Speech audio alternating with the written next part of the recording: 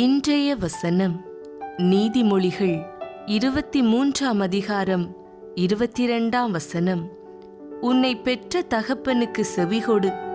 உன் தாய் வயது சென்றவளாகும்போது அவளை அசட்டை பண்ணாதே. ஒரு அழுக்கு துணி பேசுகிறது. முன்னொரு நாளில் நான் வண்ண வண்ணமாய் சிங்காரமாயிருந்தேன். அவர்களின் கைகளில் நான் அழகிய துணியாக இருந்தேன். அவர்கள் என்னை கையில் எடுத்து என் அழகை ரசித்தனர். தங்கள் படுக்கை அறையில் எனக்கு சொகுசு இடம் அளித்தனர். முக்கியத்துவமும் பிரசித்தமும் அனுபவித்தேன். ஒரு நாள் என்னை கீழே தள்ளி வெளியே எறிந்து விட்டனர். என்ன தவறு நிகழ்ந்தது? என்னை நேசித்து போற்றிய மக்கள் இவர்கள்தானே. எப்படி இவர்கள் என்னை இப்படி நடத்தலாம்? அதே முகங்கள், அதே மக்கள். அப்பொழுதுதான் குனிந்து என்னை பார்க்க துவங்கினேன். ஆம், என் தோற்றம் முன்பிருந்தது போல் இல்லை. இடைவிடா உழைப்பினால் நைந்து போயிருந்தேன். எனது சேவையினால் பிரகாசம் இழந்திருந்தேன். இப்போது நான் கவர்ச்சியாயில்லை. ஒத்துக்கொள்ள வினோதமாகத்தான் இருந்தது. மக்கள் இப்போது என்னை விரும்பவும் இல்லை, நேசிக்கவும் இல்லை. கடை தெருவில் கிடைத்த புதிய துணிகளை அவர்கள் பயன்படுத்த துவங்கினர். இந்த புதியவர்கள் உற்சாகமாகவும் இருந்தனர். என்னைப் போலவே முடிவடைவார்கள் என்ற எண்ணம் அவர்கள் இதயத்தில் உதிக்கவில்லை. நாள் போக போகத்தானே தெரியும். இந்த அழுக்கு துணியின் புலம்பல் போல மக்களும் நம்மை பயன்படுத்தி கொள்வார்கள். வயதாகிவிட்டால் தள்ளி விடுவார்கள்.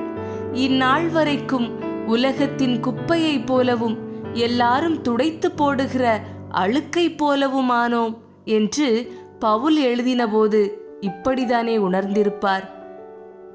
என் அன்பு சகோதர சகோதரமே, அழுக்கு துணியை உதறி தள்ளியது போல உன்னை இந்த உலகம் தள்ளிவிட்டதா?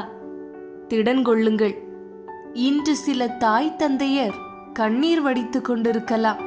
நாளைக்கு என் மகன் என்னை பார்ப்பான் என்றுதானே எல்லா சொத்துக்களையும் அவன் பேரில் எழுதி வைத்தோம்.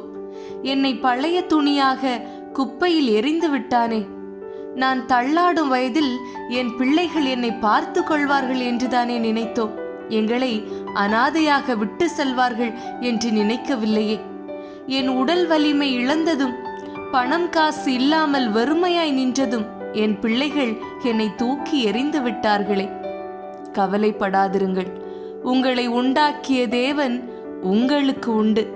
இயேசு கிறிஸ்து என்னும் மகன் உங்களை காத்து கொள்வார். கவலைப்படாதிருங்கள். வாலிப நண்பர்களே, செல்போனிலும் கம்ப்யூட்டரிலும் முகநூலிலும் வாட்ஸ்அப்பிலும் தொலைக்காட்சியிலும் நேரத்தை அதிகமாக செலவிட்டு கொண்டிருக்கிறீர்கள். உங்களை பெற்றெடுத்த தகப்பனோடு தாயோடு நேரத்தை செலவிடுகின்றீர்களா என்று சற்றே யோசித்து பாருங்கள். தங்கள் பெற்றோர்களை முதியோர் இல்லத்தில் விட்டிருக்கிறவர்களே, உங்களுக்கும் ஒரு முதியோர் இல்லத்தை இறைவன் கட்டி கொண்டிருக்கிறார் என்பதை மறவாதேயுங்கள். தன்னை மறந்தது தாய் அன்பு, தரணியில் சிறந்தது தந்தை அன்பு. தேனினும் இனியது தாய் அன்பு, வானினும் உயர்ந்தது தந்தை அன்பு. முதியோர் இல்லங்கள் மூடப்படட்டும், பிள்ளைகளின் உள்ளங்கள் திறக்கப்படட்டும். கர்த்தராகிய இயேசு கிறிஸ்து உங்களை ஆசீர்வதிப்பாராக. ஜெபம். தகப்பனே, எமது பெற்றோருக்காக உம்மிடம் மன்றாடுகிறோம். உமது அருளால் நாங்கள் எப்போதும் அவர்களை நேசிக்கவும் மதிக்கவும் அவர்களுடைய அன்பிற்கும் பராமரிப்பிற்கும் மகிழ்வுடன் கீழ்ப்படிந்து எப்பொழுதும் அவர்களுடைய விருப்பத்திற்கு இணங்கி நடக்கவும் எப்பொழுதும் அவர்களுடைய நலனை கருத்தில் கொள்ளவும் எமக்கு வரம் தாரும். எமது முதிர்ந்த வயதான பெற்றோரை பேணி பாதுகாக்கவும் அவர்களை அன்புடனும் பணிவுடனும் மாண்புடனும் பராமரிக்கும் வல்லமையையும் பொறுமையையும் எம் ஒவ்வொருவருக்கும் தந்தருளும்.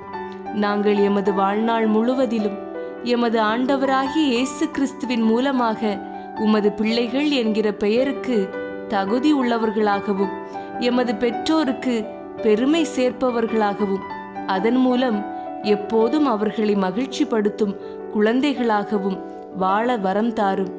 இயேசு கிறிஸ்துவின் நாமத்திலே ஜெபிக்கிறோம் எங்கள் நல்ல தந்தையே, ஆமேன். ஆமேன்.